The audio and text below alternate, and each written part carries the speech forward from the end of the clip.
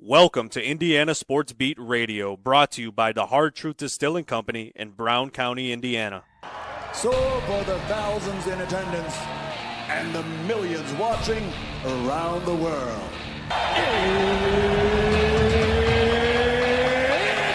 Time! Three on the way. Oh! It went in! It went in! And Indiana wins the ball game! Know your role and shut your mouth, you jabroni! Float game for the win! Ayler's gone! Come on, touchdown, Indy! Woo! IU! America!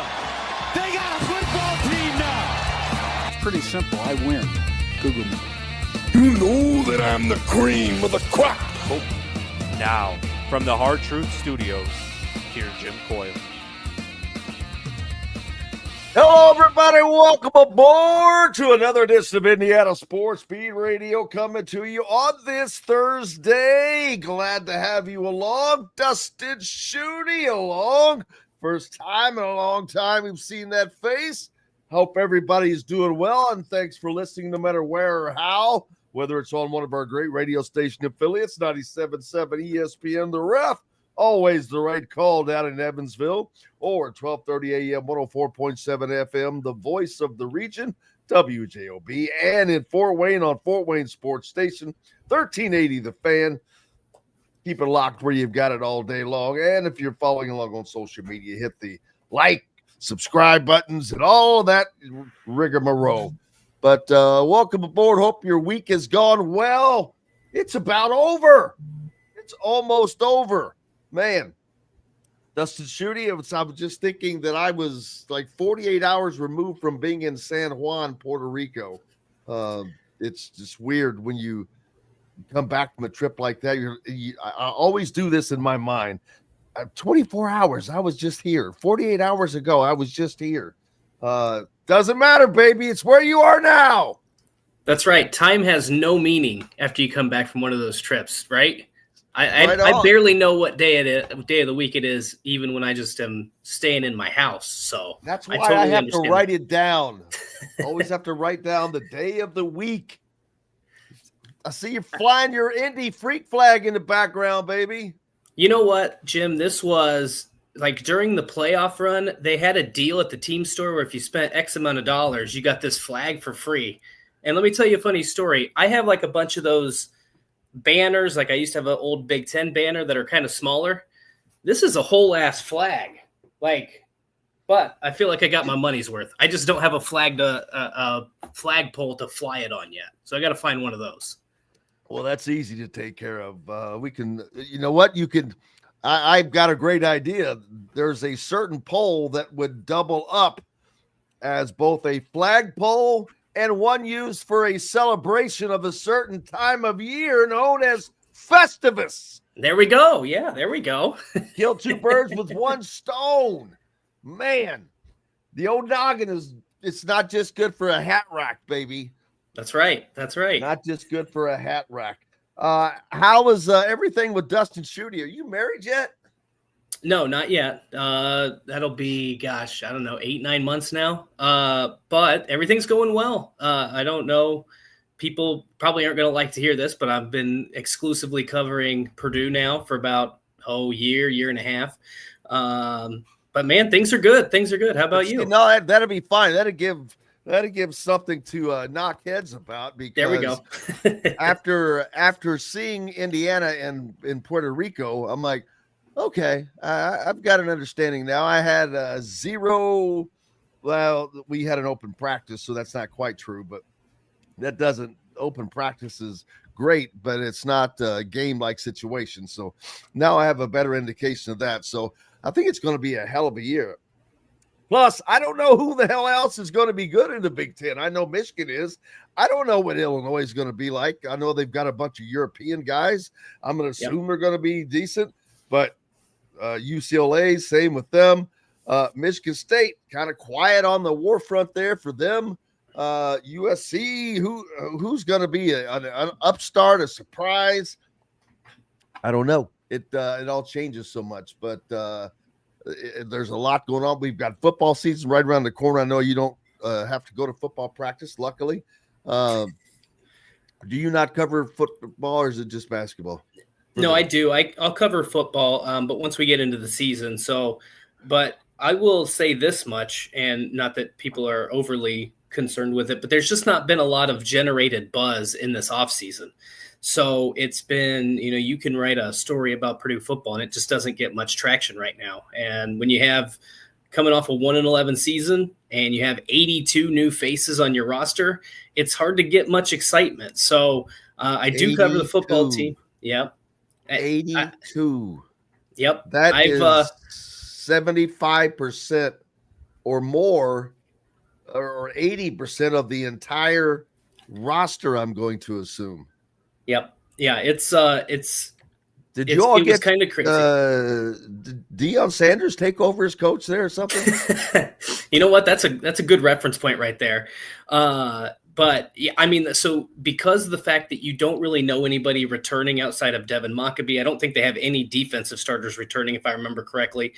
There's major questions at quarterback. There's just nothing to really get excited about. I would say that to me, it's similar in the sense of Indiana basketball, where maybe I think it's going to be better than it was simply because it couldn't be worse. But at the same time, there's just a lot of unknowns. And I know you saw them in Puerto Rico, you saw them in an open practice. So you might have a little bit more, you might have a little bit more knowledge on the Hoosiers basketball side, but on the Purdue football side, it's hard to know. And so we won't know a lot about this team until August 30th when they kick off against Ball State. Yeah, Indiana received some good news yesterday as Lewis Moore, one of their defensive players, had been suing the NCAA to regain a year of eligibility. This is one of these played in JUCO, had 2 years of JUCO count against him, and then they denied his eligibility initially. Yesterday, a Dallas court judge ruled in favor for a temporary restraining order, preventing the NCAA from blocking him out. So he is allowed to practice with the team. He's allowed to do whatever until a final ruling comes down. I don't see him losing this, to be honest with you. And it's not just for wherever. The NCAA can't win a game of jumping jacks, man. I agree with that. I think he probably is going to get. I mean, if they approved Diego Pavia, the quarterback at Vanderbilt, who's on like his sixth year. No, I think they said he was still in his 5-year window, the Pavia case, and that's what separated that from, say, this. This was like a 5.5-year window. That's what the difference was. It doesn't make sense to me, but I think with Diego Pavia, they had taken away eligibility because saying he had used it in JUCO. Then they said, "Oh, JUCO doesn't count anymore." Right. Which no one has ever answered this for me. I'm like, how can somebody say that your rule is not right? It's your rule. Why can't you make the rule however you want to make it? But yeah, that's what I haven't. Yeah, that's what I haven't understood about this whole, it's been crazy this offseason. I think Rutgers has a guy who will be on his 6th or 7th season or something crazy who got approved. To me, I just don't understand. You sign up, you go to a lot of meetings. I've told people this before, and this is not to compare, but I played tennis at a Division III level, and you had to sign all this paperwork. And I know this was 20 years ago and things have changed drastically, but you sign up for the rules that the NCAA imposes. So it's weird to me that the courts can come in and say, no, this isn't correct. You can't hinder somebody from playing a 6th or 7th year. I don't know. It's a very odd situation, but to me, when you've had so many of these get approved, I don't know why this wouldn't have the same outcome. Well, in the decision made by Judge Tillery, he wrote, "This court further finds that there is evidence that Moore will be harmed irreparably if he is not able to join the team for practice on August 25th. Well, I can be harmed irreparably. I mean, is that all it takes? I mean, I can argue both sides of almost any argument because I'm like, who can't be harmed if you don't give them the chance? But It is what it is.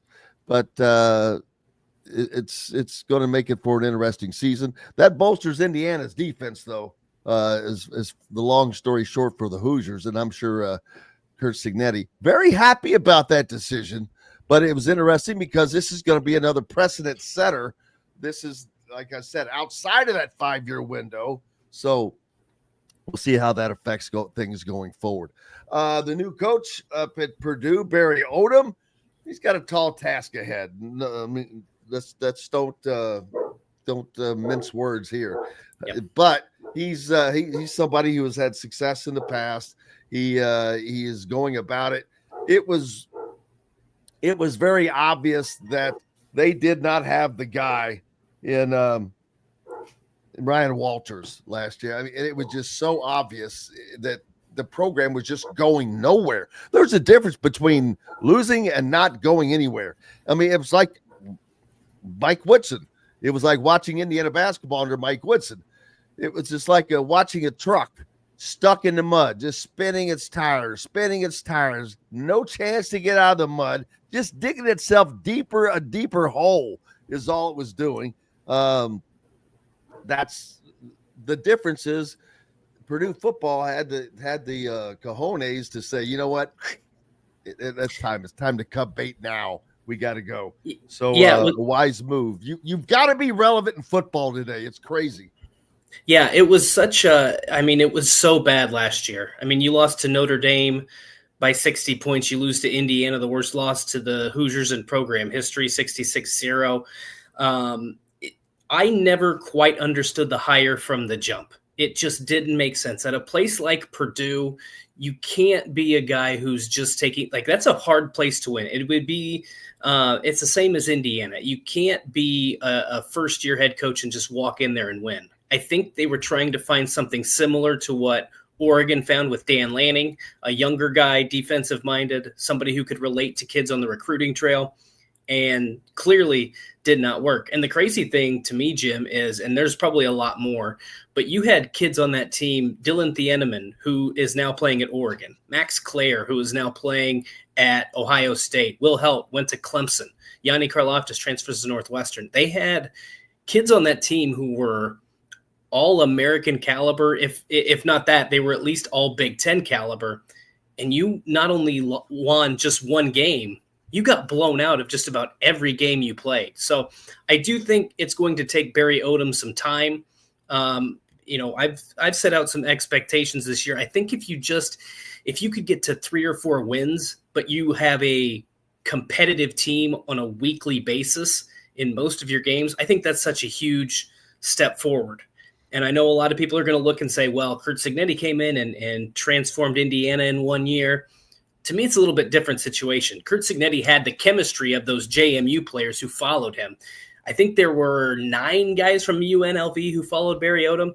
It's not quite the same situation. So it's going to be interesting. I think it's going to be – I think long-term Purdue's in good hands, but I think there's going to be some growing pains that this program has to endure before they get – I don't want to say back to the top of the Big Ten, but I think before they're back to that bowl eligibility, hitting that 6 to 8 wins every year like they were under Jeff Brom. Yeah, Curt Cignetti was lightning in a bottle. It wasn't just the 13 JMU players. It was the coaches that followed.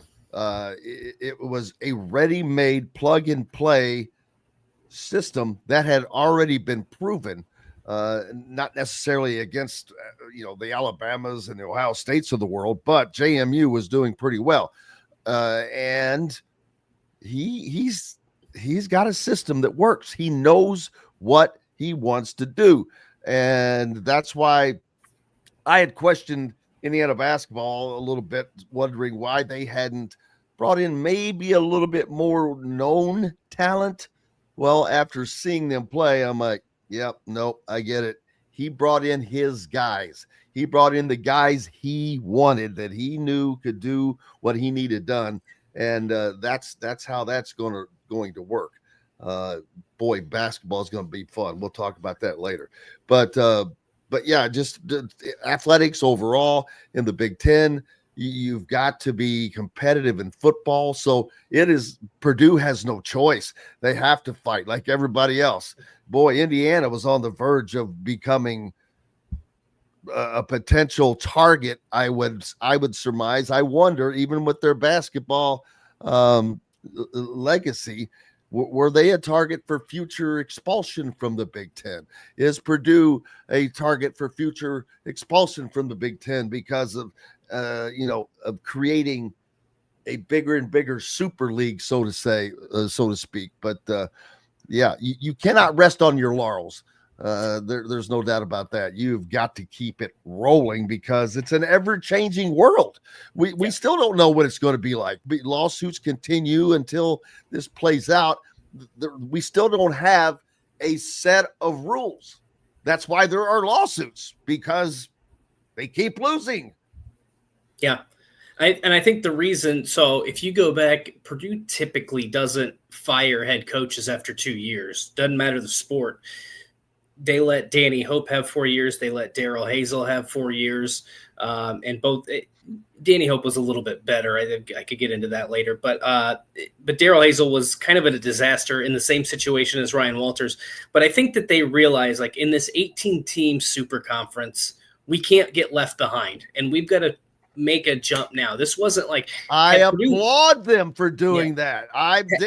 It was obvious – just like Mike Woodson was obvious, but Indiana didn't do that. And this is nothing against Darren DeVries. I think Indiana's in great hands with Darren DeVries. But had they done what they should have done, it would have been Dusty May that got hired at Indiana instead, because it would have been a year earlier, and Indiana possibly would have won a Big Ten title last year, because that would have been the team they would have had. Ifs and nuts were candy, and you know how it goes. But I think Indiana's in great hands. Don't get me wrong, great hands. But yes, I was like, go Purdue. I would have done the same thing. Man, you have to be that aggressive as an athletics director now. Yeah. I mean, that's basically what they've said. And when they hired Barry Odom, they said, we're going to invest in athletics like we never have before. And obviously football is going to get the largest chunk. So they've made that commitment. Like I said, it's going to take time. So I think there's not been a lot of excitement surrounding that program heading into this season, but I think people are multiple factors I mentioned, 1-11, it's not going to create much excitement. The fact that you have 82 faces, not going to create much excitement. And then, there are people talking, this is expected to be Purdue's maybe best team that they've had. And that includes the 23-24 team that went to the Final Four, the national championship game. So I think there's a lot of people and people in Bloomington probably know this pretty well too, they're just looking for that first month of football as a vehicle to get to basketball season. So I think there's a lot of different factors involved there. But I'm interested now. I'm going to ask you I'm going to flip the tables here, Jim. It seems like, to me, under Mike Woodson, it always felt like Indiana was trying to plug the best pieces into the system, and it just never worked. Like the mindset didn't work, the attitude, skill set, none of it really worked. It was just, who can we pay that's really good and get them into the program? And now, to me, it seems like Darren DeVries has an actual plan, and maybe they're not the best players in terms of 4- and 5-star recruits or the number one player in the transfer portal, but they're going to fit this system. They're going to play really hard, and it's going to be a team that Indiana fans can get behind. Is that kind of the sense that I've gathered over these last couple of months? Mike Woodson, there was no plan. That's fair. There seemed to be zero plan.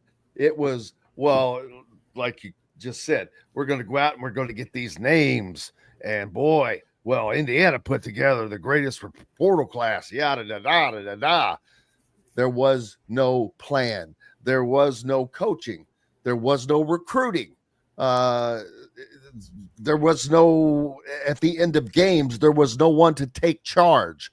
There was mistakes made constantly that lost multiple games in a row, no less, including one of those was at Purdue. Indiana probably could have easily won that game had Rice just dished the ball off to Ballo, who was waiting there and got so mad that he didn't, that he stormed off the court after the game. But yeah, it is night and day. This team, it's going to be fun. People are not going to want to play this team. I cannot wait to the Indiana-Purdue game. I didn't want to get into the basketball chatter till we'll take a quick. As a matter of fact, we'll go ahead and take a break. When we come back, we'll start talking some hoops, baby. Dustin Schutte, he's with us from what's the official name? Just SI Purdue? Purdue on SI. Yep.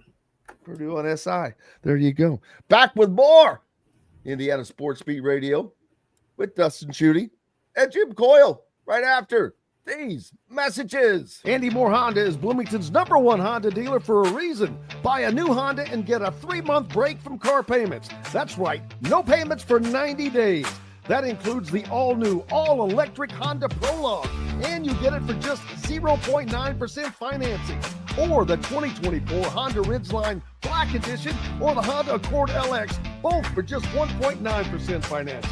Get more to your door from AndyMooreHonda.com, Bloomington's #1 Honda dealer and your best place for new and used vehicles. If you're looking for a new home in the Indianapolis area, you need Cheryl Sizemore from Brick and Ivy Realty. Cheryl Sizemore has over 2 decades of experience, and that could be the difference in getting the home you want in today's tough housing market. Reach out to Cheryl at CherylSizemore@gmail.com or 317-701-0838. That's 317-701-0838.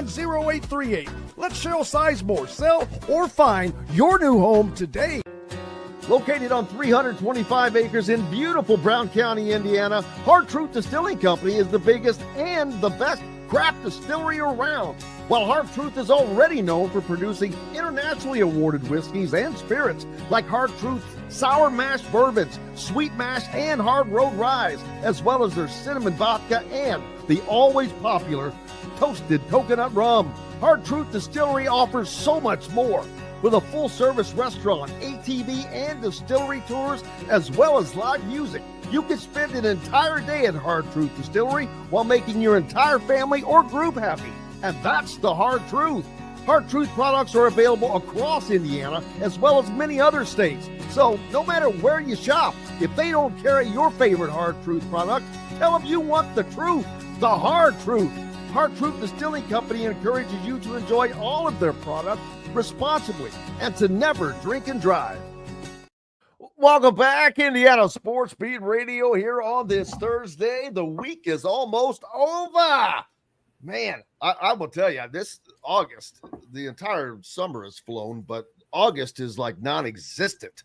I thought it was just August 1st, and we're not only are we deep into the month.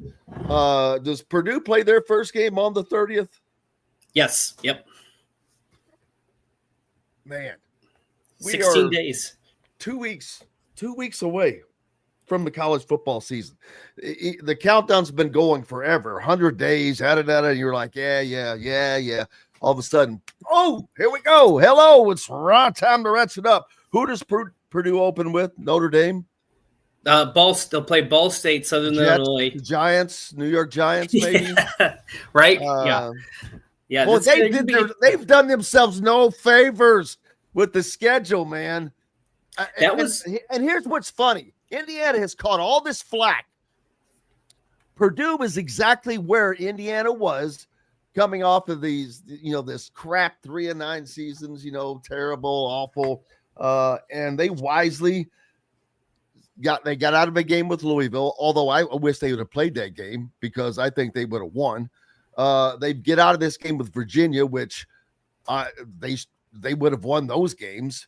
It's not like people are all up in arms. I'm like, I don't give a crap who they play, whether it's Virginia sucks. Are you kidding me? They're in the ACC. The entire conference sucks. You can just pick anybody out of there. But anyway, I'm so sick and tired of this Indiana schedule thing. And I'm like, are you people idiots? Because as soon as those 3 games are over that are the same as everybody else plays, they open against Illinois, who is, depending on who you get, a top 10 team, a top 15 team. They go to Iowa. They follow that up with a trip to Oregon, and then they later play at Penn State. But people want to say, I read an article that said Indiana's playing with an even easier schedule this year. And I'm like, oof. Who are these idiots? Yeah. People Not are true. just dumb. But Purdue has not done itself any favors. What I was started out to saying that with, because man, I forget who it was last year. That was a tough non-con team in addition to Notre Dame. So not kind. No, it wasn't kind. I will say this about Indiana. It's kind of funny, the sense that like Indiana went from, they were very quickly the darling team in America last year, and to the most hated, to the most hated, which is that's why I don't know if I've ever seen that for a team that has and I'm not trying to throw, but there's no secret, like Indiana football has not been great over the years. So to see that, it's like a heel turn, right? And so, you got to give Curt Cignetti, I mean, he cares about his fan base, and that's all that really matters, right? And then and what's funny is last year, Ryan Walters, and now obviously it doesn't matter, but during a radio interview, he basically said the wins, we need to get wins. We don't care about our opponent. And basically he would have adopted that Curt Cignetti style of, we're going to play 3 cupcakes, get 3 wins, and then we'll go into our Big Ten season, because all that matters is the number of wins. The interesting thing about the Purdue schedule is like that was always the Jeff Brom mindset. So last year, Purdue played Notre Dame and Oregon State, lost both of those games pretty handedly. But when Jeff Brom was at Purdue, he wanted to play those big-time teams. He scheduled games, and it's not always like they weren't playing Alabama or Clemson or anybody like that, but they would play Missouri. They would play Boston College and some of those other teams, and they on the schedule, they have Ole Miss, they have North Carolina, they've got Notre Dame for a few years, they've got Wake Forest. So there isn't really outside of Notre Dame, there isn't really this power elite level program, but there's enough there that it's like, are you doing yourself any favors? So it'll be interesting, because at some point I wonder if Purdue's going to try to scrap some of those games. I think they'll probably keep the Notre Dame game for the rivalry's sake. And that ends in, 28 maybe. I'd have to look. And Indiana picks up in 29 or 30 or 30 and 31, I think. Yeah, I think it's the year after that series ends with Purdue that Notre Dame picks up Indiana. So it's going to be interesting. I would not be surprised at all if Purdue eventually switches and maybe not cancels all of those games, but sees if they can get out of at least some of those. Because there's some years they'll play 11 Power 4 opponents when you throw in the nine conference games. Plus, you lose home games when you schedule that way. So that's another reason why Indiana does it. Their stadium holds 53,000 people. That's half of one Michigan game, man. So right. It comes down to a money thing as well. Basketball. I think basketball is going to be fun this year. This Indiana team is going to be a blast to watch. Their fans are going to love it. And while Purdue is one of the teams that most people see as a favorite, because we don't know a lot about the other teams, although I think Michigan is my favorite, who I think is the favorite. Purdue obviously up there. But I saw this Indiana team play, and I'm like, I'm looking forward to it. I think it's going to be a matchup of guard play, of Trey Kaufman-Wren against, because Indiana's not a team that uses a 7-footer kind of a guy either. So it's going to be more of an athletic kind of a Trey Kaufman-Wren, a very athletic player in the post. So I think these games are going to be like they used to be. These are going to be old-fashioned Indiana, Purdue, fist fight, elbows and whatever, diving on the floor for loose balls. It's going to be fun again. Yeah, I think so too. And I mean, first of all, just how important was it for this team, again, assembling an entirely new roster for Indiana to get down to Puerto Rico and play some actual basketball games together? I think that's going to help in the long term for them. But yeah, I mean, on the Purdue side, they are, even though they've been one of the best teams in the Big Ten, the first year they won the Big Ten, they got swept by Indiana. And then they turn around and sweep Indiana. Then last year they split, win the home game, and argue, as you did earlier, they probably should have lost that game, and then had a 12-point lead at halftime in Assembly Hall. And, for lack of a better phrase, just kind of crap the bed in that second half. And so, but I do think there's enough players on at least the Purdue side that have been invested in that. Obviously, I think it's going to be great. I think that in the long term, this is going to emerge as one of the best rivalries in college basketball. Again, it's kind of taken a back seat in recent years, but I think it's going to be incredibly fun. I think you got two coaches who are going to, Matt Painter's already done it. He loves playing in that rivalry game. He said in an interview, that was the reason I didn't take not the only reason, but it was one of the reasons why I didn't want to take the job at Mizzou in 2011, because I couldn't go into Assembly Hall as Purdue's coach anymore. So I'm excited about it. The Purdue IU game is unlike any other in college basketball to me, and it'll be fun for a long, long time, I think. Well, it should be Indiana as long as they're holding up their end of the bargain, and that should not be a problem. I think it's going to be back to that the way it used to be. It'll be fun. It's going to be interesting. There's a lot of pressure on Purdue, I think. I don't know if Matt Painter doesn't feel pressure, and it's not like his seat is hotter. I don't mean that kind of thing, but there's kind of pressure on them although they went to the final game, it's like this thing has been churning in circles. All right. They're waiting. And this is, I don't want to say this is the last hurrah, but this is the last run of the James gang for them, with that core of players that they have had for 4 or 5 years now. Yeah, I think that, and everybody talked about, we're able to go to a few open practices over the summer, and everybody talked about, like, the goal is to win a national championship. Say that again. We had some open practices, and so we're able to see them. And say that one more time. I want to make sure. I hope this. We just got to go to our first one. Okay, so it was awesome. And so That's I thought you couldn't hear me. I didn't realize you were trying to make a point with that. I can hear you. Yeah, no. But but I'm grateful. That's a difference. That's a difference in Bloomington. Coach DeVries has done that, so it's changed. But Matt Painter, he is the when Izzo leaves, he's going to be the senior statesman. Yeah, he will be. That's a good point. I think for a while it's been Izzo, Painter, and then I think it was Fran, and then obviously Fran got canned at the end of the season. So yeah, Franz. but Fran's. Everybody in that program is talking about national championship. They know that the stakes. I think the one thing that benefits them, and they have been to the top. They've played in the national championship game. They've also been at the bottom, right? You lose to a 16 seed, that's going to stick with you. So they know what it takes to win. They also know, again, for lack of a better phrase, they know what it takes to lose. So if they're not playing their best basketball, they know that their season can be ended. And for Fletcher Lawyer, Braden Smith, and Trey Kaufman-Renn, their careers could be over in a heartbeat. So I think that they're very motivated. I think that they're, yes, they are going to face a lot of pressure, but I think that they are prepared for it because they've faced the absolute highs and the absolute lows throughout their first 3 years in West Lafayette. How disappointed I keep thinking are Iowa fans going to be.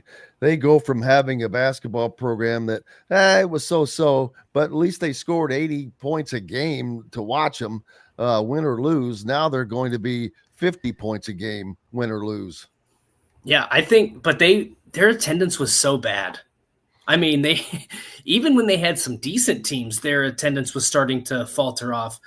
So I think it was kind of the same thing. Iowa knew that Fran was kind of wearing on those fans, and they had to make a change. I'm interested to see what we see out of Bennett Sturtz this season.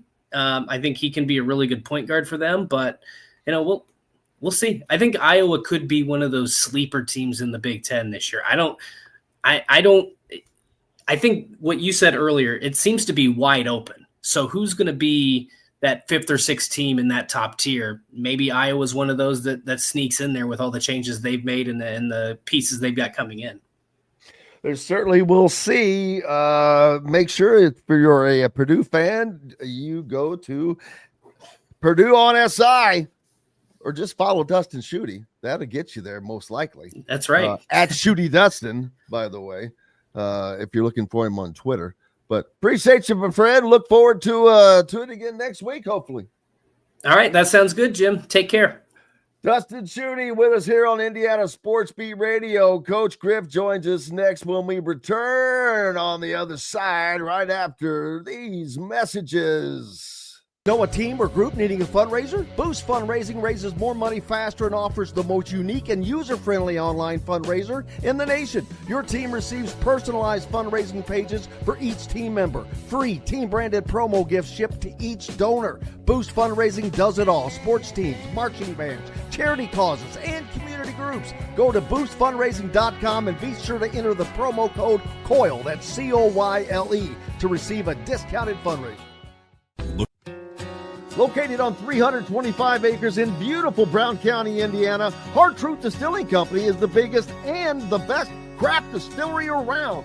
While Hard Truth is already known for producing internationally awarded whiskeys and spirits like Hard Truth's sour mash bourbons, sweet mash, and hard road ryes, as well as their cinnamon vodka and the always popular toasted coconut rum. Hard Truth Distillery offers so much more. With a full-service restaurant, ATV, and distillery tours, as well as live music, you can spend an entire day at Hard Truth Distillery while making your entire family or group happy. And that's the Hard Truth. Hard Truth products are available across Indiana, as well as many other states. So no matter where you shop, if they don't carry your favorite Hard Truth product, tell them you want the truth, the Hard Truth. Hard Truth Distilling Company encourages you to enjoy all of their products responsibly and to never drink and drive. Welcome back, Indiana Sports Beat Radio on this Thursday. Coach Griff joining us now. How are you, sir? Good morning. Good morning. Good day. Good Afternoon. Good night. Good day. Good day. The two sides for Lawrence or Lewis Moore, man. That's the ongoing saga for Indiana football, but good news for him as he was granted a temporary restraining order by a judge in Dallas yesterday. Talked about it earlier. This is pending a hearing that comes on August 27th, but the two sides were also ordered into mediation by the judge prior to that. So we could see an agreement. There's not much to mediate. Yeah. It's a yay or a nay. He's got 1 year of eligibility, I believe it. I don't think he's going for 2 years. So it's yes or no. I don't understand mediation. It's like, here's how I would go into it.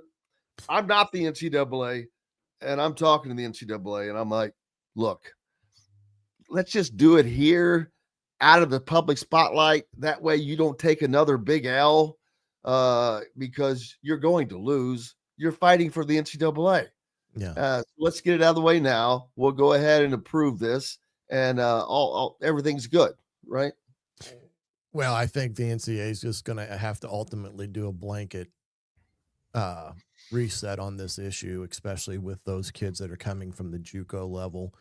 You know, we're talking a difference of a half a year, I guess, in all practical purposes in terms of what Pavia has down at Vanderbilt versus Lewis Moore in terms of the clock that these guys get to play 5 years of college football. But I didn't understand the reasoning why the judge just said we're going to come back August the 27th. That seemed like a very that's right up against the first game. So Indiana's still in limbo. Well, part of it is trying to get it settled prior to the first game, because let's say that Indiana plays that game and he played in the game and then is later ruled to be ineligible, then that would be reason for a forfeiture. Well, it would, but then last year the NCAA came out with a decision that anyone that was in a court case that had a injunction, regardless of what was ultimately settled in that case, they wouldn't come back and seek retribution against the school or the kid and make them forfeit games and stuff. But with them putting this at the 27th, it still goes up against preparation for Indiana on who's their starting safety going to be. Now, I'm hopeful, like you are hopeful, that the mediation comes out and they make a settlement in the issue. But I'm not quite sure the NCAA will. I'm not so sure the NCAA doesn't fight this all the way tooth and nail. because it goes against their rules and what they have established, and for them to lax that now. But so much more, but so much has gone against their rules. The JUCO thing went against their rules. Yeah, I get it. But what That's I'm saying, the thing. I've asked this question over and over. In essence, and I don't understand this, but they keep being told, well, your rule is wrong. Well, how can my rule be wrong? It's my rule. It's my party. I'm the one that I'm the one that created this. But so if that is the case, though, then every rule is wrong. right? So it's kind of an all or nothing thing, and I don't get that. But there's going to have to be established guidelines going forward, and I think it's going to be the 5 and 5. It's 5 years to play 5, or five seasons of eligibility inside of 5 years. Yeah, they've got to get rid of nowadays this. What kids would do is if they got hurt or they had a bum, whatever, they would automatically file for a medical and try to get an extra year of eligibility back. And at one point, the NCAA was pretty lax on giving that, because they came to it was one of those things that happened very seldom. And next thing you know, it's happening all the time. And so I think you're correct. I think they need a blanket, rule. You get 5 years of eligibility, and that's it. There's no seeking a medical red shirt. There's no whatever. You get 5 to play, 5 years, or 5 to play 4 years, however they want to, decipher it, and get away from all the pitfalls of appealing to the NCAA or, the College Sports Commission about an eligibility issue because a kid got hurt this year, or we had this problem this year. And that way it's a much uniformed code within the NCAA rule book, and everybody understands it A to Z. Yeah, I my biggest thing is I don't understand how their argument is the sheer fact that being deemed ineligible will lose him NIL comes. Well, hell, we all lose by not being able to do that. So I don't know how that's. I'm like, okay, that's how the hell is that an argument? I think it's the antitrust part of the equation of what they're saying that these rules are against is someone, antitrust rules. And part of that is lost income. But let's talk about the boost this would be to an Indiana defense that's already pretty strong. But this would really add another great position for the Hoosiers and Brian. Yeah, Coach Brian Haynes. I don't think if Lewis Moore is there, I guarantee you it gives them a boost. If he happens not to be there, they've got somebody to step into that position that I still think makes their secondary one of the best in the Big Ten. Now, whether Lewis definitely gives him an extra shot in the arm because of his, played 3 years in the Big Ten. I think he was all Big Ten 1 year before he left and went to Ole Miss and then came back. And I definitely think it provides them a little more room to do what they like to do defensively as it pertains to playing true man, with the corners that they've got out there and then who they've got at the safeties and such. So, I mean, it does have some ramifications. I don't think they're overly worried one way or the other, because I don't think there's necessarily a huge drop. It's just that you give up experience, and that's sometimes the hardest, is you've got a guy that's battle-tested, been in the biggest of biggest games, and he's faced all the great talent there is around the country in the Big Ten and the SEC. So that's where what you lose is that experience, which is you cannot replace that in a player. No, absolutely. And just in Indiana, looking to build upon anything they can. Plus, this is a player that played at Indiana prior to leaving to go to Ole Miss upon Tom Allen's firing. So he got a year of SEC see play under his belt at a very good program. This just adds a really solid player for Indiana, and it's just going to be interesting. I don't see how I think he ends up winning it personally, but that's just my guess. No, I on think that. you're correct. I think the judge tipped his hands with the mediation deal.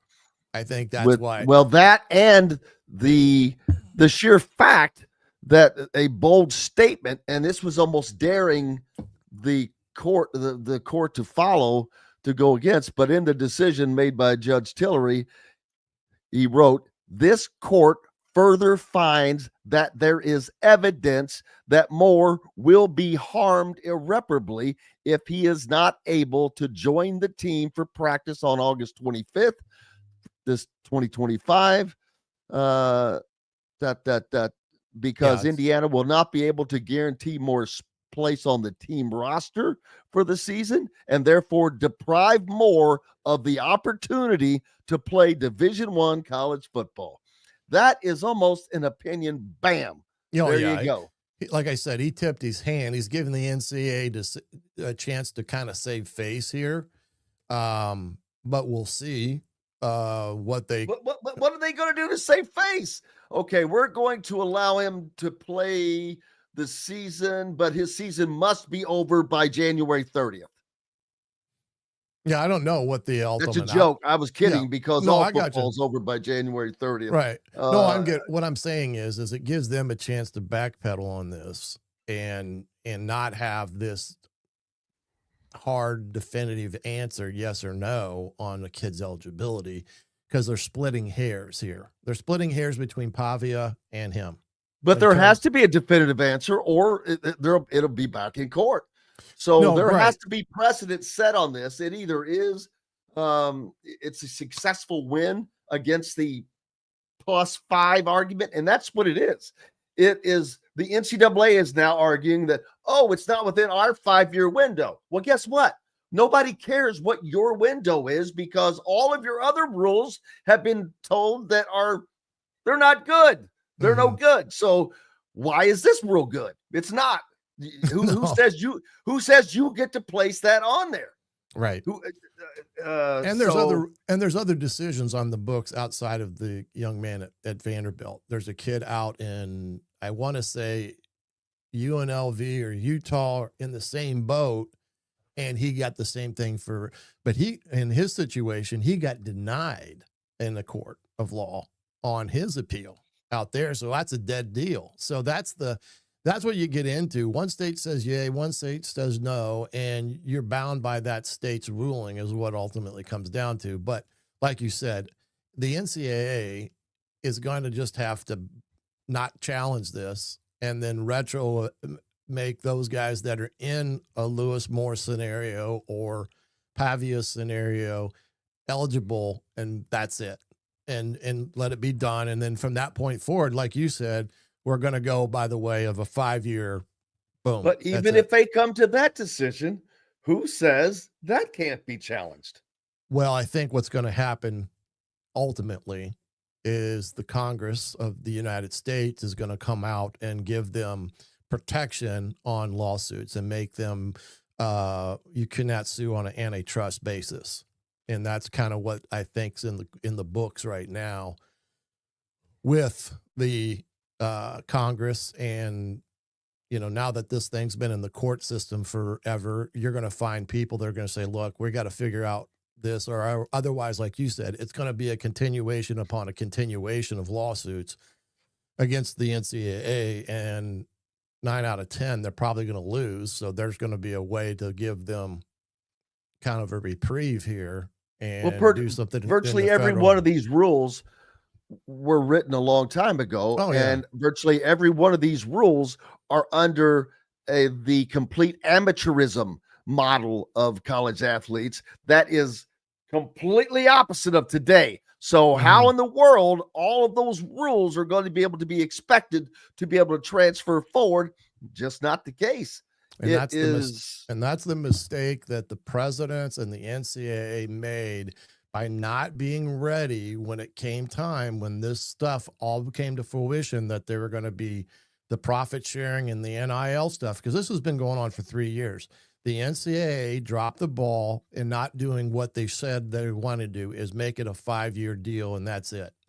And have it so it's just a blanket deal so that you wouldn't have these cases. Because if you don't have a case to bring and you settle it because it's the logical thing to do, you're not going to have guys suing. Now, I'm not going to sit here and say that anybody that comes in and says, well, I want to play 6 years and I want to play 7 years. Well, that's not within the context of what collegiate sports is when it comes tied to academics. You're expected to have a graduation. Most schools legitimately will say within a 5-year window. And that's what they're going to go back to when it comes to having that decision. When you said have a 5-year true blanket eligibility deal and be done with it. Yeah, we'll see how it turns out. But I think that Lewis Moore is going to. Oh, I do too. I think he wins his case. So I do too. that, all that aside, and then you're going to have more rule changes coming. Eventually, I do think they do the 5 and 5, and you're going to see some guys that stay in college for 5 years. I mean, playing for 5 years, which will be now we're talking about rule records.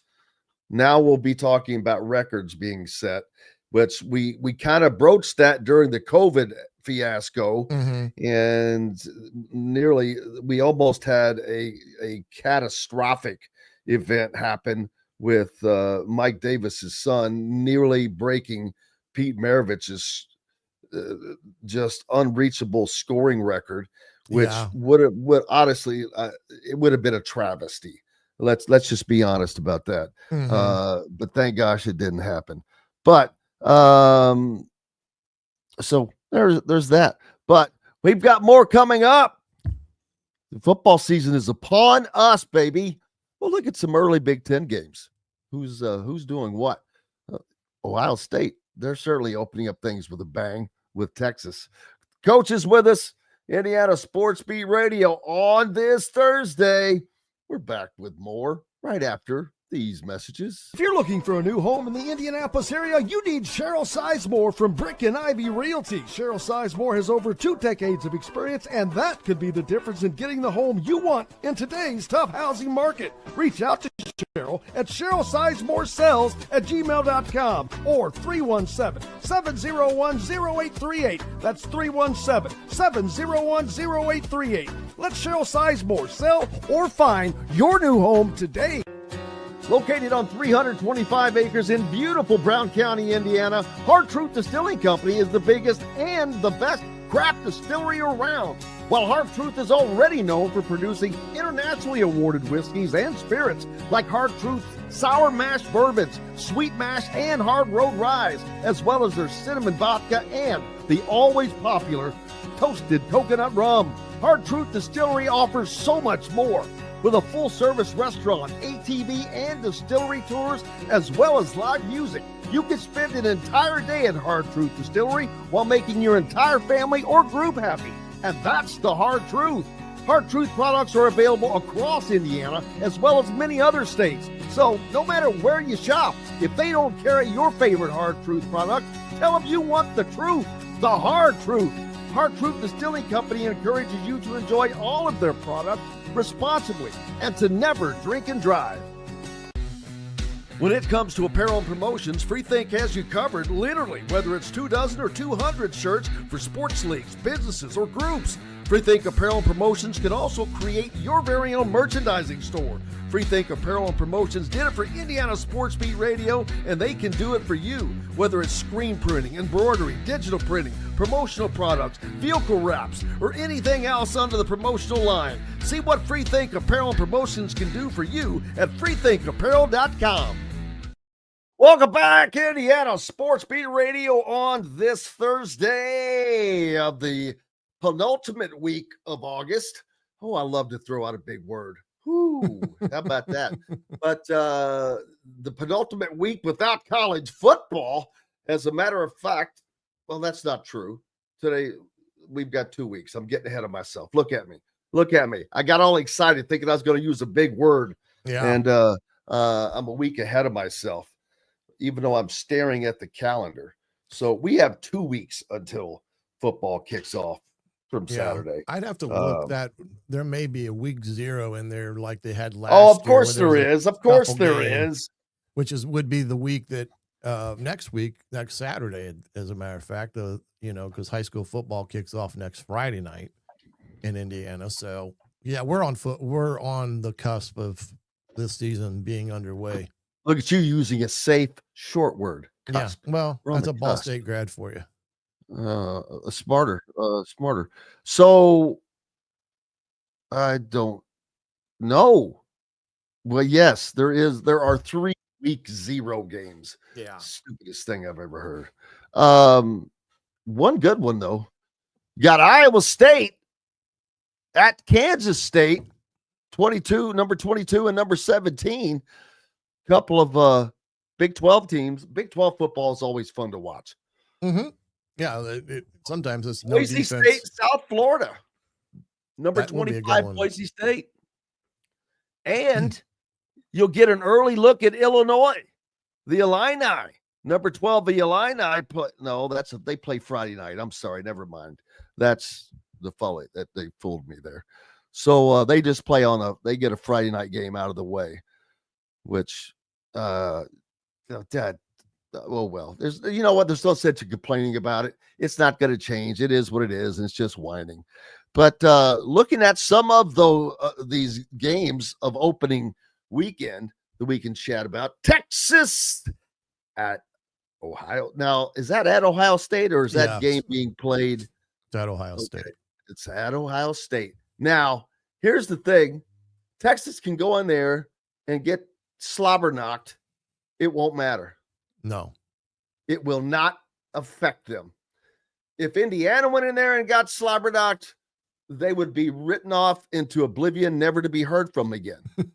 Probably. But Texas could get beat 35-0, and it would have very little to no bearing on their season. Yeah. But let's face it, that's a fans game.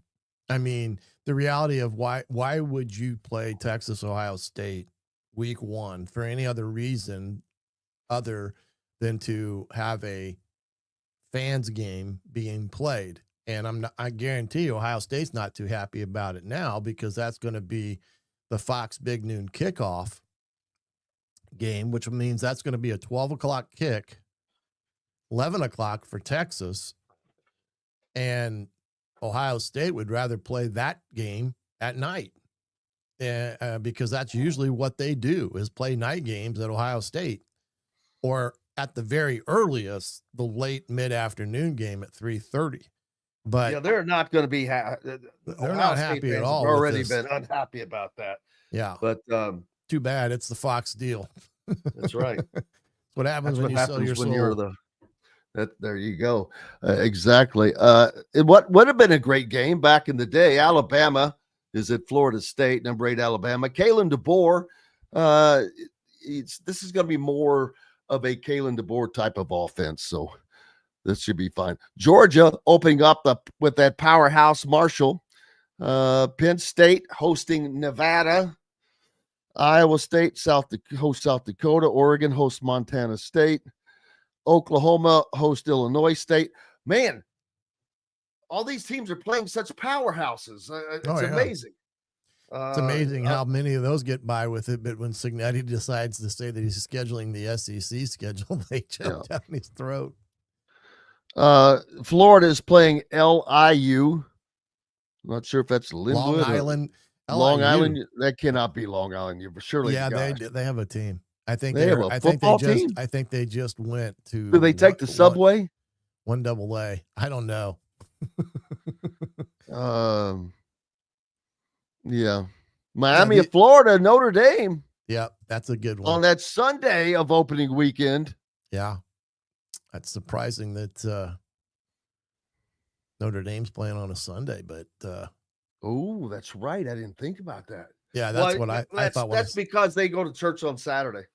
Well, they got the option of both. They got Saturday Mass. Saturday Mass. They went to Saturday Mass. They get their own individual Mass. But as that game favors, in terms of a schedule setup, favors Notre Dame having a early on opportunity to really solidify their top 10 ranking versus Miami.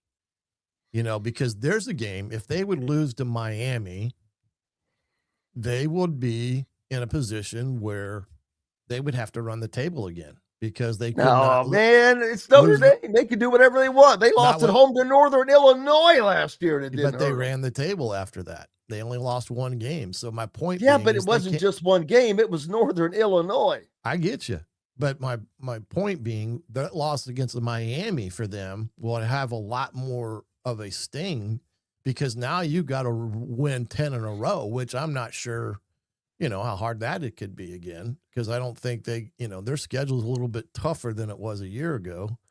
But I do think that's in one of those games that, it benefits Notre Dame playing it. I don't necessarily think it benefits Miami as much just because of they're in the ACC and, their conference is going to be there. And that's the objective of a lot of people that think Notre Dame should be in a conference. Hey, before I forget, coming up is the Never Lose Hoop golf outing. That is not the one that I was trying to put up there. So let me take that one down and hopefully I got another one. But the Never Lose Hoop golf outing is coming up and you can be a part of that. It is next Thursday. And let's see, it's only $125 a man. I've got to figure out how to, there we go, remove that. And then I'm going to add this, that, and the other. Nope. Add this, that, and the other thing. You do that, and then you add that. And whoops, I'm hitting the wrong one. But that happens. There we go. I think there we go. Finally got it. In conjunction with Community Foundation of Bloomington and Monroe County, the J.C. Joni and Jordan Hulls and the entire Hulls family present the 12th annual Never Lose Hoop golf outing next Thursday, August 21st. It's 11 a.m. at the Golf Club at Eagle Point. You get a boxed lunch, a dinner, non-alcoholic drinks included. There's a silent auction. You can register as a foursome, or you can register as a threesome and get a celebrity golfer as your fourth for you. So you got that going for you, which is nice. Are you a celebrity? Are you considered a celebrity in that one? Are you out of your mind? I'm neither a celebrity nor a golfer. Good golfer. You're a ringer. So, but also, if you want to really just help out, because this is a great cause. It benefits area families with children affected by cancer. And I'd love to always try to see how many people will be a whole sponsor. It's $100. So just be a whole sponsor. You get your name on a deal, a sign at the hole, and you can say, hey, good luck, IU basketball. Or you can say good luck, whomever, whatever your message would be. But how many? I want to see how many of you guys. Gritty did a hole. She's a whole sponsor. So thanks to Gritty for being a whole sponsor. We appreciate her. But if you want to do that, reach out to me in any form or fashion. There's 1,000 ways to find me, whether at Indiana Sports Beat Radio. No, that's not right. Indiana Sports Beat at gmail.com is an email you can reach me, or you can message me on Twitter. My messages are open, or there's multiple other ways to message me. But message me in regards to this. Let's get something good done. Like I said, play, great man. Calls. Bring a team. Yeah, bring a team. It is. And let's see. I know that there's a couple of the celebrities that we have, and I think there's going to be some fun people there at the dinner that I'm waiting to solidify to be able to say that. But you can go. I can send this out. I need to copy this link and send out. But if anybody needs the information, I will send it to you without question. So just let me know. Let's see. Yeah. There you go. That's that. So I hope I remember to do that every day leading up to the event next week. Great cause going into its 12th year. Do you Never have lose hoop golf have outing. do you have a link there with you that you could Well, drop in there's the a chat or whatever? Well, that's yeah. There's a it's I'm gonna have I to don't want to open that up recreate the and wheel, so yeah. No, I I can just get to it here in a little bit, but yeah, you keep chatting. I was just gonna say it's a great outing, and like you said, it's a pretty affordable outing considering all the things. I mean, with how much they cost for the golf and what you get, and I had not heard of this before down there. Well, not And everybody has. I mean, it's well, it's only it's a 12 once a year years. deal. Yeah, it's only 12 years old. So that's Eagle Point. Now, where's that located? I've never It's south of Bloomington at Lake Monroe. Gotcha.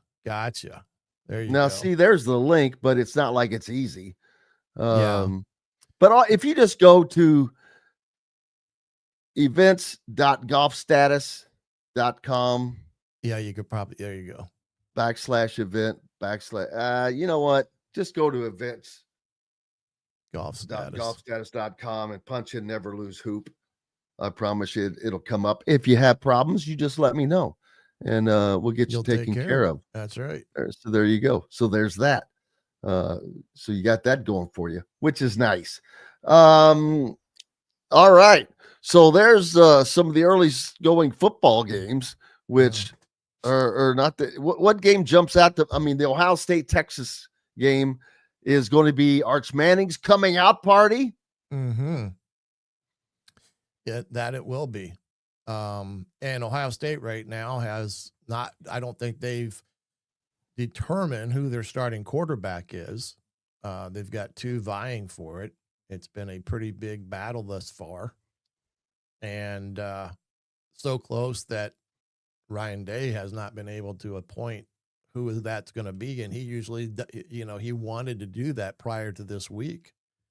But the competition there is going strong. So, like they say, if you have two, you got none. So, well, see, that's not always the case, though, because I hearken back to when Ohio State used one to win the Big Ten regular season, a second to win the Big Ten championship, and a third, Cardell Jones, to win the national championship. Yeah. So that was not the case for them at that time. Yeah, they've got a good stable of candidates there. So it will be, but that's definitely going to be the marquee matchup in the country. And as you said, Arch Manning will be showing his first start, or not first start, but true being the QB1 trotting out on the field there at the Shoe. So yeah, that'll be a great game to be a part of. I'm interested to see what UCLA looks like this year with Tino being out there now, and they have that Nico I'm leaving, and they're playing Utah, which will be a pretty good old Pac-12 matchup there in the Rose Bowl. So that game I'm a little intrigued because I want to. UCLA could be one of those teams that could flip a switch too and go from, not so good to real good, because they played well the latter part of the year last year in the Big Ten to finish, I think, 5-7, if I'm not mistaken. So it'll be interesting from the standpoint of the UCLA offense, and if that is, going to be something that we're very familiar with because it was ran here at Indiana. So that will be a good one to see as well on that particular day. And there's a couple on there that I would put an asterisk by as well. Nebraska and Cincinnati. Nebraska and Matt Rule. If they they're playing in Kansas City for that one, but if they would happen not to play well and lose that ball game, there will be a lot of rumblings coming out of Nebraska on that one. And I think there's a couple on there that Western Michigan, Michigan State, I'd look at that and say that could be a possible upset alert on week 1. Western Michigan's going to be pretty good MAC team this year, and Michigan State year 2. we'll see where they're at, and their young quarterback who made a lot of mistakes a year ago, but he's got a live arm and he's got a great future. We'll see where he's at in his development in year 2. So there's a lot of good ball games there that are potential upset type of games that you get a little nervous about when you see them on the schedule, because you know how good those teams either from the MAC are, or even a case like Old Dominion. Old Dominion's got a quarterback that can really wing it, was really good last year. Speaking of Old Dominion, okay, Indiana's first game against the Monarchs, and the Fanatics has I need to see where I'm gonna check BetMGM next, but just as a curiosity, Fanatics has IU as minus 23.5 and the over under at 54.5. Thoughts?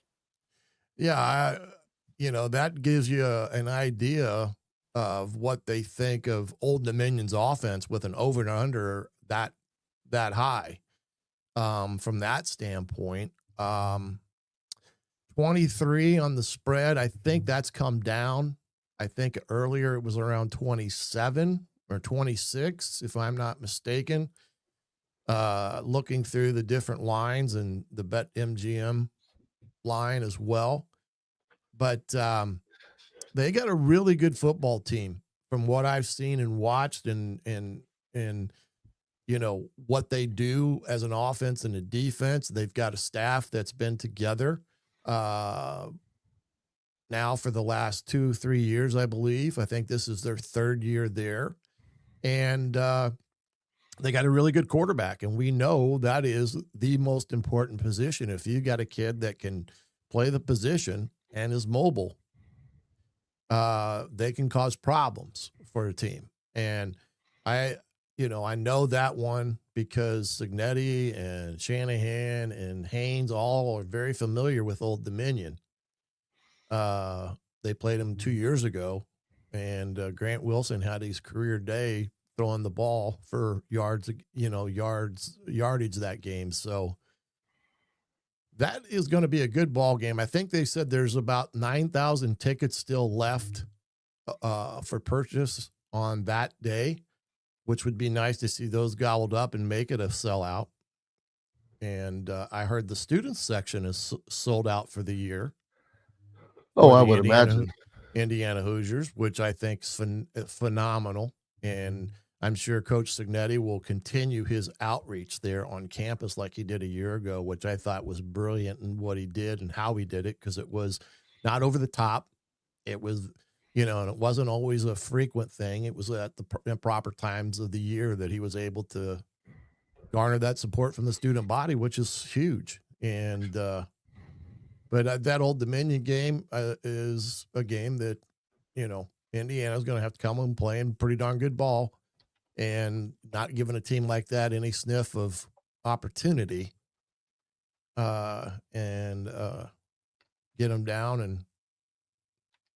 But I do think Indiana 23, I think that's probably going to come down to about, I'm going to guess between 18 and 19 before it comes out. I just got a feeling it's going to keep coming down a little bit on the points, but 55, I was surprised at that when that being that much. I mean, that gives you an idea, like I said, of the Vegas odds makers giving Old Dominion a little bit of love in the terms of I think that points. Indiana last year against Florida International, they won 31-7, but I believe that was the only game they didn't cover until they were underdogs for the better part of the year. I think they were underdogs against Nebraska and Washington, if I'm not mistaken. Yeah, but that came later. Florida International was the first game of the year. But then they covered that. They did not cover that spread. But then, of course, the next game, they're winning by another game. They win by 20 or more, going all the way into probably the Washington game in which Curtis Rourke got hurt. So, but yeah, they had covered this. Now, I don't remember what the spread was for that game, of course. Couldn't tell you off the top of my head. I think the Michigan game they did not cover. But everything else was good till then. But its first game of the year is against Old Dominion, which is the toughest of the 3 non-con games that they have. Mm-hmm.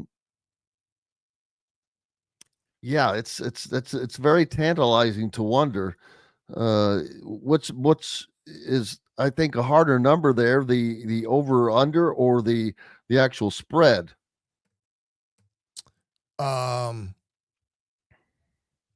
I'm always leery when you give a 3 touchdown spread in the first game. Especially when you don't know what, either side of the ball is going to be. It's very, and again, I say that, but these guys in Vegas, they kind of at times are pretty remarkable on how they set the spread, and they know pretty darn well what a realistic spread is. You know what I mean? And you look at it sometimes and you go like, what were they thinking? But but the points, over and under 55.5. I mean, I think that may be a little high, but not maybe out of the realm of possibility. But these guys, Old Dominion, like I was saying, they got a lot of kids that they were able to bring in from the portal as well at some key positions, offensively and defensively. And last year, Old Dominion lost at number 18 South Carolina by just 4, 23-19, and at number 72 Virginia Tech 31-17. On the season, they scored 28 points a game and gave up 28 points a game. Yeah, they are about right in the 500 era. But they're not going to score 28 points against Indiana. Well, the South Carolina game, which was first week game, that was just on replay here a week ago, and I watched the game on TV, and they played South Carolina tough. Grant Wilson, who's now with the Hoosiers, was the starting quarterback that game. He had a big time touchdown throw, and he got pounded. Does Kurt Signetti want to set set the tone in this game? Oh yeah. Yeah. He'll want to set the tone, especially against a team that you are far better than on paper and what is perceived out there. So you definitely want to set the tone, and they want to go after him as much as possible on offense and defense, because you do not want to give a team like this any hope. When I was in the Mid-American Conference, that was the one thing. You go into these games against these power conferences, and we played Minnesota one year up in the old Metrodome up in Minneapolis, and they had to score a last-second touchdown to beat us, but they gave us hope and did some stuff that hurt themselves with turnovers and things, and we were able to move the football against their defense, which, when you got an opposing offense being able to move the ball on your defense, especially a defense that you anticipate to be one of the best in the country, then it puts you back on your heels as the favored team. So you want to come out, control the game from the start to finish, and not give a team like Old Dominion any hope. And again, I think Indiana's defense does that by nature and the aggressiveness that they play. They very seldom let an offense dictate what they're going to be able to do against Indiana's defense. Except with the exception of maybe Ohio State. Now, granted, Ohio State had the ball at the 10 and somewhere else all day long because of IU's offense misfortunes and the special teams. But remember, Indiana stopped Ohio State on the 2-yard line on 4 straight downs that game. So, and outside of the 99-yard run against Notre Dame that they gave up, they were really, really good defense a year ago, and I think they're going to be as good this year. So when you have that in your back pocket as a coach, you got the defense that you can rely on. You're going to push the envelope a little bit more than you maybe would have if you didn't. Coach Griff is with us. Jim Coyle, Indiana Sports Beat Radio. We got to take a quick pause for the cause. Back with more right after these messages. The ISC Sports Network is your home for sports content across the Hoosier State. Find us live on TV and streaming or archived on our website and our app. The ISC is your one-stop shop for the content you want to see, including high school sports, college sports, and other great events throughout the year. Subscribe to our streaming service and get access to it all. ISC, local lives here.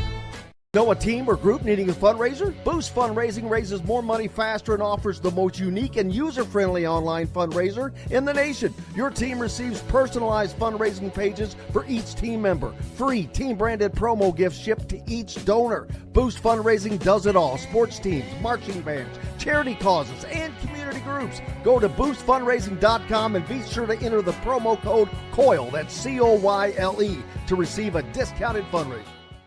If you're looking for a new home in the Indianapolis area, you need Cheryl Sizemore from Brick and Ivy Realty. Cheryl Sizemore has over 2 decades of experience, and that could be the difference in getting the home you want in today's tough housing market. Reach out to Cheryl at CherylSizemore@gmail.com or 317-701-0838. That's 317-701-0838. Let Cheryl Sizemore sell or find your new home today. When it comes to apparel and promotions, Freethink has you covered, literally, whether it's 24 or 200 shirts for sports leagues, businesses, or groups. Freethink Apparel and Promotions can also create your very own merchandising store. Freethink Apparel and Promotions did it for Indiana Sports Beat Radio, and they can do it for you. Whether it's screen printing, embroidery, digital printing, promotional products, vehicle wraps, or anything else under the promotional line. See what Freethink Apparel and Promotions can do for you at freethinkapparel.com.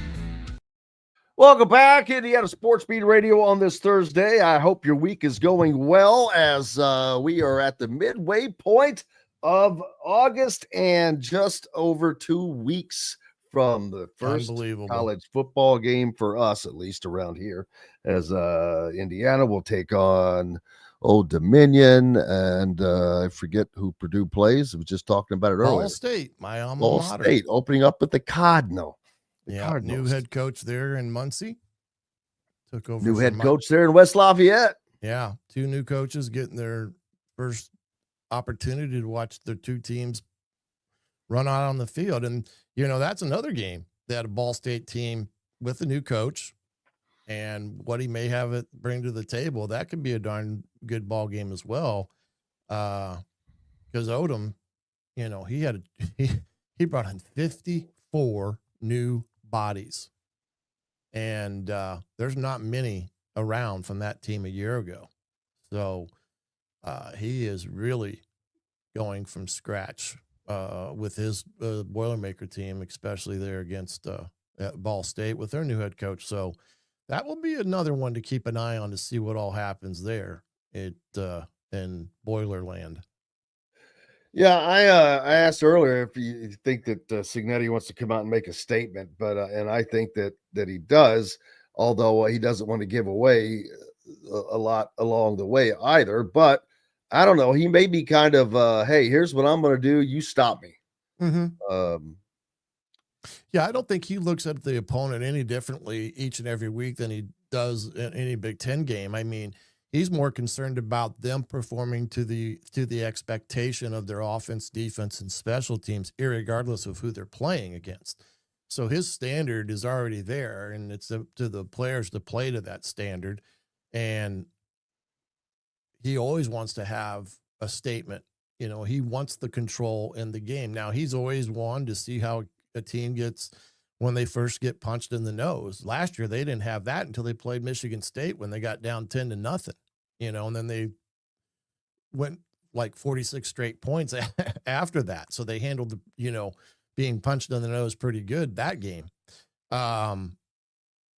Didn't do so well with the Ohio State game, but those are the things that he likes to look for and see how teams respond when they're doing things that are going well for them or when things are not going well for them. He wants to see how his ball club responds, and he's all a part of preparation and doing all that as they do that right now in camp.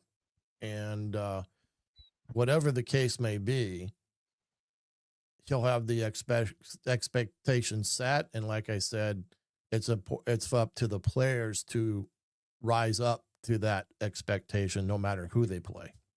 Yeah, because right now he's not going to be set. Well, he's never going to be satisfied. But coming out of that scrimmage last Saturday, he talked just mainly about the things that needed to be improved on, penalties and things of that nature, which he's going to harp on because the time is, I talked about the IU basketball team, but they've got 3 months to practice. So this team has less than barely over 2 weeks, much less 3 weeks. Mm-hmm. Well, they've got 1 true full week left of camp after this weekend, and then they'll be into game week come next Sunday. So if you look at it from that point of view, you've maybe got 2 padded practices left. If that, Sunday will be a day off. They'll come and, practice Monday, Tuesday. Then I think they have another day. I don't have my schedule around here, but they're about 90% of their offense, defense, and special teams have been implemented, and they'll look to have maybe 1 good scrimmage left this week on Saturday, I'm assuming. And from that point after, their mindset will shift to getting ready for Old Dominion. And, he's a guy that doesn't like to spend a lot of time in a camp environment. He wants to keep it moving, get what they needed done, installed and all that, get their depth chart set, and get into preparation as quickly as humanly possible because he wants to get to that more so than anything. So he's never been someone that has used the entire calendar of camp to the fullest, you would say. In that regard, because I think he's only doing like 23 of the permissible 25 total practices or something like that. Yeah, he's very, very shrewd when it comes to that, and it certainly worked in their favor last year. And if it ain't broke, don't fix it. That and mindset of keeping kids healthy and their top peak performance, condition. The worst thing you can have coming out of camp, and this is what every coach talks about, is having heavy legs leading up to that first game. And, you got to find ways for recovery to happen. Now, nowadays is not as bad as it used to be, where we had the true 2-a-days and you would grind through camp and, things of that nature. But it still comes a point in time where you got to think of what's best for the ball club. And he's more about protecting, keeping kids healthy, not doing or having drills that puts an undue pressure on the potential of an injury occurring. But so he'll, like I said, I think by early next week, they're going to jump right into preparation for Old Dominion and put the camp behind them and move forward from that point forward with, the season. Yeah, and who else in the Big Ten are you thinking that maybe we've got the usual suspects? Michigan, Ohio State, Penn State, Oregon, Illinois, and Indiana. Who's going to step out of that other group? USC. Yeah, I look at USC, Wisconsin. New offensive coordinators there. Pressure. Now the pressure is on there. The pressure is on there. They got the Billy Edwards Jr. kid from Maryland, who I think is a tough cookie at quarterback and brings a lot of leadership to them, which they need desperately on offense. So I'm anxious to see how they do. Minnesota is another team to keep a close eye on. He's steadily had a pretty productive year after year, PJ Fleck there in Minneapolis. And he's got a team this year that I think he's feeling pretty confident in what they have athletically speaking there. And they gave Penn State all they wanted to handle last year. Matter of fact, I think a blown call cost them that game. So they're a team to keep an eye on in the Big Ten. Shiano's team at Rutgers, to see if they can rebound from last year.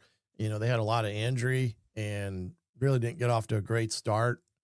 So they'll be interesting to see how they handle this year coming in. And they got a pretty good quarterback that they brought in as well. And then, of course, I already said UCLA and what they bring to the table. So, I mean, there's a lot of teams, I think, in the Big Ten that can, especially in the group that Indiana was a part of, that maybe had a very, minimal year wins and loss record-wise, that may flip the switch and be that quote-unquote team of Indiana that peeks their nose into the, top 4 or 5 in the Big Ten. Especially like anything, if the schedule works out for them, like Indiana's schedule did a year ago. So it'll be interesting. I think the Big Ten is I think there's some parity there. It's getting to be parity a little bit more than it has been in years past because of Ohio State and Michigan. But they are still the 2 top dogs along with Penn State, that everybody's going to have to knock off the hill to try to get themselves in a position to boil their way up front. Yeah, we will looking forward and see that. But who is going to be the Big Ten champion? Michigan, a freshman quarterback. You know what? They've just been anointed because they're Michigan. Mm-hmm. And I know he's a very, very talented freshman, but he's still a freshman. Yeah. And Dylan Raiola was a very talented freshman. But you see how that went. So relying on a freshman, just to say that they're that good, I don't. To me, you give Michigan's getting an advantage already.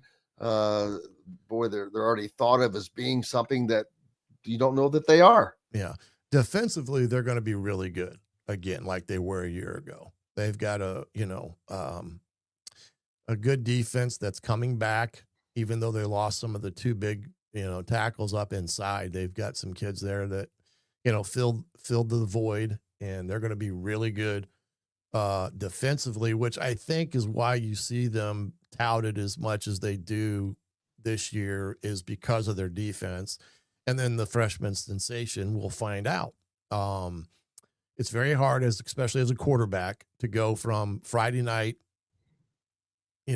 at the high school level and automatically jump into the prime time of big time college football in front of 100,000 plus fans.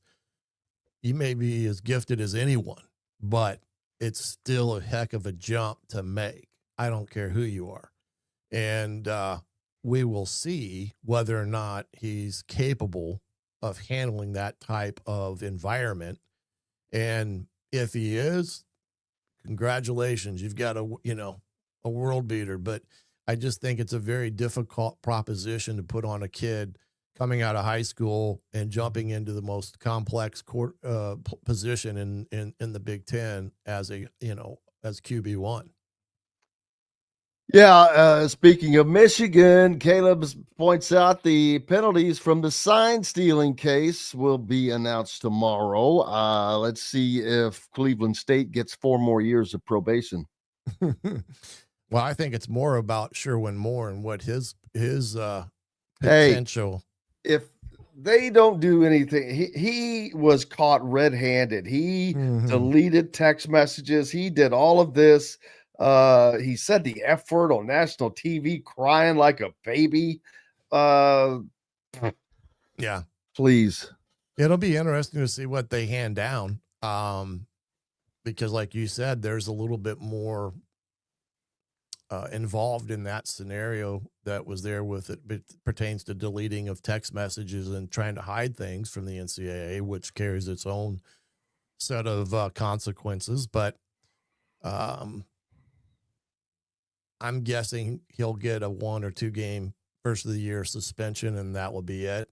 I know that Tony Petitti in the Big Ten wrote to the NCAA and said that they felt the punishment had been already served and they should not be punished any further. But these guys, I mean, the time to act was 2 years ago.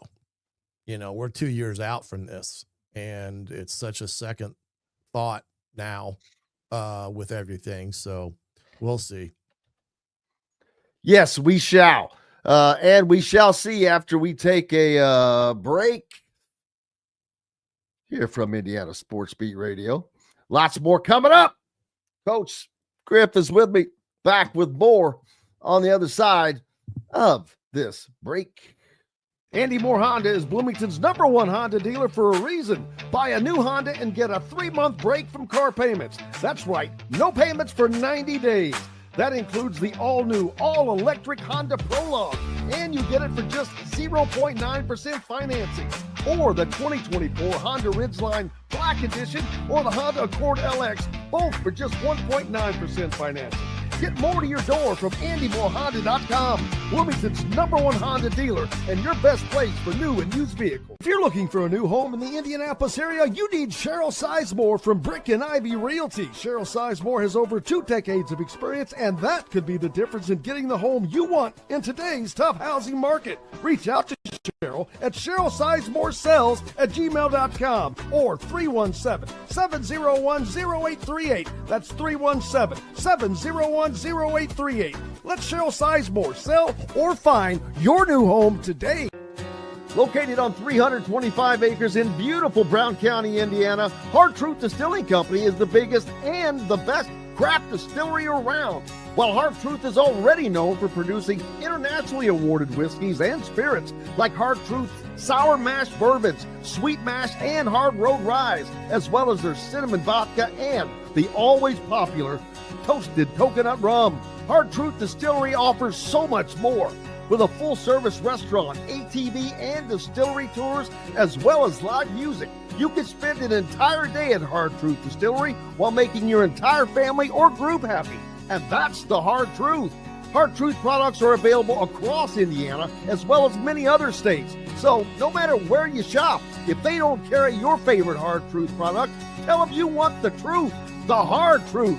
Hard Truth Distilling Company encourages you to enjoy all of their products responsibly and to never drink and drive. Welcome back, Indiana Sports Beat Radio on this Thursday. Coach Griff with us as well as myself, Jim Coyle. And the football practices are running low, man, for college teams who are about to start their season, get things underway. I know that the players are ready to go. They're tired of beating on the same faces that they see every day. They want to get out and see what their units can do, whether it's the offensive unit or the defensive unit, see how well they play together. I know the coaches are looking forward to seeing, all right, where do we need to really improve on? What's our Achilles heel right now, et cetera, et cetera. Oh, yeah. I mean, it's like you said, you get to the point where going up all the time against the same guy each and every practice gets a little bothersome and boring. Kamara and Carter Smith are probably ready to face some other people. And I imagine Carter Smith is ready to face somebody other than Kamara out there every time. But yeah, everybody's getting to that point where they're getting, juiced up and getting out of the camp mode and into season mode, making things a lot more conducive to what they're going to be doing for the next 12, 13, 14 weeks for everyone. And, the next step after the season starting is the school year starting, which has its own added things that they have to, go through for that. That's always a jolt for the first year players as well, as getting into a school year mode on top of practicing. And hey, it's like I said, it's time. And, tonight, catch me at 7:30, going to release what I think is the projected 2 deep on offense tonight. And then next Thursday, we will do defense prior to getting into our game week mode where we go twice a week. So there's a lot of interesting things I saw in that 2 deep. And you talk about the weight staff and the strength and conditioning staff. Indiana's offensive line from left to right tackle, all are at least 6'5" or taller, and they all weigh up between 315 pounds and 320. Identically. You don't have a lot of fluctuations between the guys that are first team or second team when it comes to height and weight. And that's by design. That's what they believe a good weight for an offensive lineman to compete at in the Big Ten.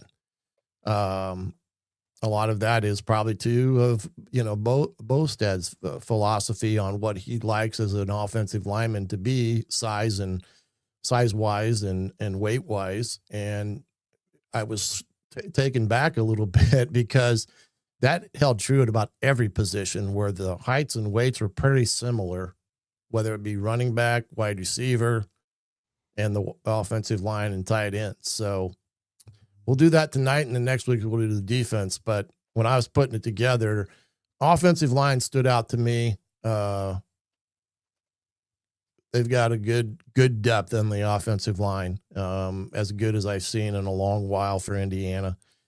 And then when you add to the mix of what they got through the portal at running back, they're going to be just fine at running back. I do think they've got 3 guys that are legit Big Ten caliber running backs with BB and Black, and then Hemby back there leading the charge. So it's an exciting offense when you look at it on paper.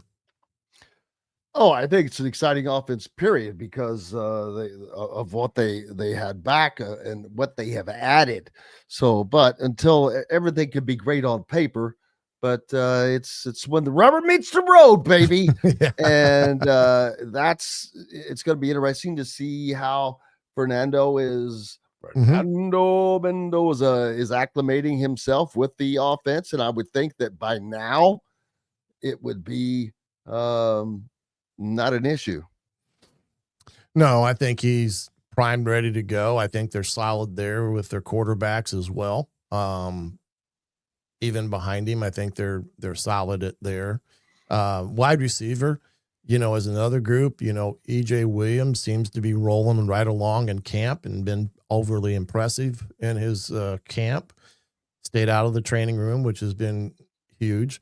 And then you get into some of the guys that like Mekhi Jackson that came over from App State, who was their top receiver. What is he going to be like for them? You get that young man. And then Bond has taken some press as well about, a true freshman that may be in a position to help. And then the Boyd kid that came in with Fernando from Cal out there. So they've got some really good talent there at wide receiver. And, Becker had a really good spring, so I'm anxious to see where he falls in that mix with those guys. So I believe they have a good 6, 7, 8 guys at wide receiver that can play. And there's not much drop in a lot of ways from 1 to 2. So they'll have a great rotation there as well. And like I said already with the offensive line, I mean, they go 6'5", 6'6", pretty much across the board, 315, 320 at every spot. And even at the tight end position, the Stays kid is 250. And I think he's had a pretty decent camp coming along as a blocker. The young man from Wisconsin, Riley, they've really been impressed with his work ethic and blocking at the point of attack. Now he's learning a little bit to become a receiver, but Stays is a guy that can really get down the field for them and be a force in the passing game, I believe, because he's a big body kid that can run and be a target in traffic as well. So overall on paper, it's a really good looking offense from A to Z. Who is the biggest impact transfer player? Coogan. On offense. Coogan. I just think that was a spot that they really weren't certain of with Kadick moving on. And you had an offensive line that had great chemistry a year ago. And to bring in the leadership quality that he brings to the table from Notre Dame, I think was a key pickup in the offseason portal. And I'm not even thinking of, Fernando. I think he's an impact as well. Don't get me wrong. I just think Coogan is a kid that really tied together that offensive line in a spot that they needed a body that had experience. Yeah, and it just goes along with getting back Drew Evans healthy and adding what you talked about stays. Indiana has not had a tight end since who was the guy that got drafted by the Carolina Panthers a few years back? Oh, I know who you're talking about. My God, I remember that dude. Man, he was a half man, half wide receiver, half tight end. I remember who you're talking about. See those three halves I threw in there? Yeah. That's a Yogi Berra. That's a Yogi Berraism. Man, he's half this, half that, and half that. Yeah. But, like I said, on paper, it looks good. It looks good even if they have a couple dings here and there, especially up front, because I do think they've got a pretty good second offensive unit that, for the most part, has experience in it. And with the wide receiver group, you have Cooper and Surratt, EJ Williams. I do think they've got some playmakers there on the outside in different areas, on the outside too. So excited for it. Excited to see what they can do with this year with Coach Shanahan and adding Whitmer at the quarterback spot to bring in some different things and ideas to see how much they can implement of what he brings to the table. I do think we'll see our fair share of, quarterback pocket moving in terms of bootlegs and maybe sprint outs here and there, and at times quarterback design runs. What about the SEC? What do you see there? Well, again, when you talk the SEC, you talk about Alabama and Georgia right there off the bat. And then you got Texas that's come on of late and been, kind of knocked the door down coming into the SEC, a year ago? You got those three. Of course, you can't rule out Kiffin at Ole Miss. I don't know if they'll be in the caliber of those teams. And the big team I'm anxious to see is what Florida does. Here's a guy at Florida that, has had a rough 2 to 3 years there with what they've had on the field. And they finished up last season pretty strong. And I'm anxious to see what they've got, because they've got a talented quarterback down there too. A kid that played for him is a true freshman in some games and started a couple because the top guy was hurt, the kid that they brought in from Wisconsin. And, they've got some talented kids in that lineup as well, but they're the ones I want to see what they bring to the table this year, because, they're kind of lurking in the background because they haven't been up into the forefront of the SEC talk wise.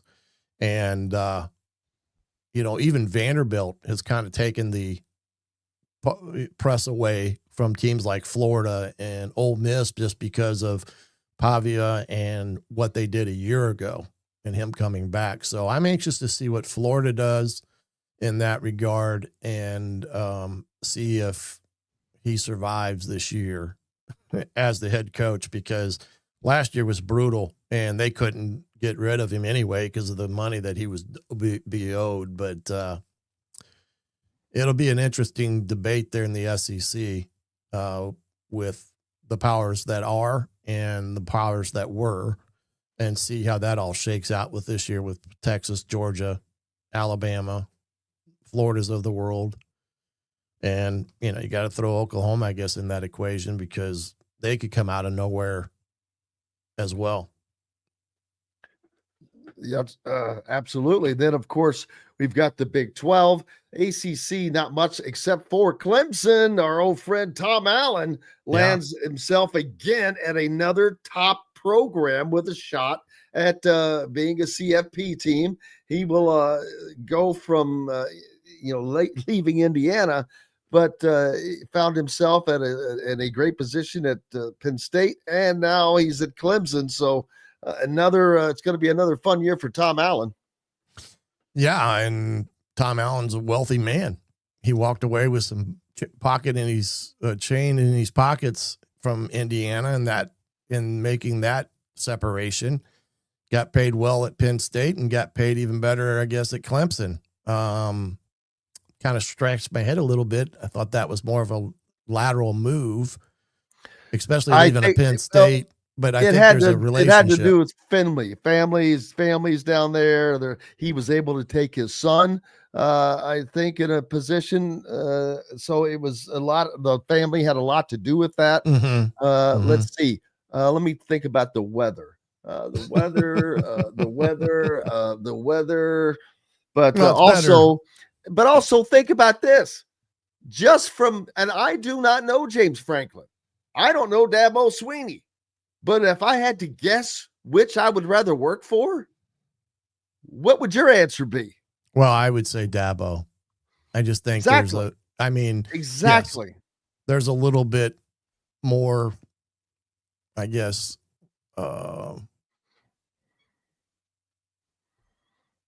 he's more, I guess, a genuine soul when he comes out across and stuff like that. And he's actually succeeded. Yeah. He's won a national championship. Right. He's been to the mountaintop, baby. Yeah. And I also know that Tom had a pretty good relationship, off the field with Dabo, over the years. So there was definitely a relationship that was there before him getting hired to go to Clemson. But yeah, Clemson should be a darn good ball club as well this year. Returning quarterback. They got a defense that I think is going to be just as good as it has been over the years. And Tom's a very, very good defensive coach. That's not debated or debatable in that regard. But the ACC, again, there's another conference that, with so many teams in it now, there's always that one or two that you're not expecting that could come out of nowhere, and all of a sudden they're right there like SMU was a year ago. And then you add in the Big 12 Arizona State, who's highly, they're very highly rated in the polls. Matter of fact, they're higher than Indiana is. And you would say that Indiana may have better overall talent than what they had at Arizona State. So it's a definite new era in college athletics and college football, more say. Absolutely. Coach, cannot thank you enough, man, as always. Appreciate you. Oh, appreciate you. And I appreciate everybody else as well. Dustin Schutte, great to have him back on as well. We're back tomorrow to do it again. Todd Leary, Zach Osterman. We'll see what else we can scare up. Hope everybody goes out, has themselves a great day. Until then, I'm Jim Coyle. I will see you on the radio.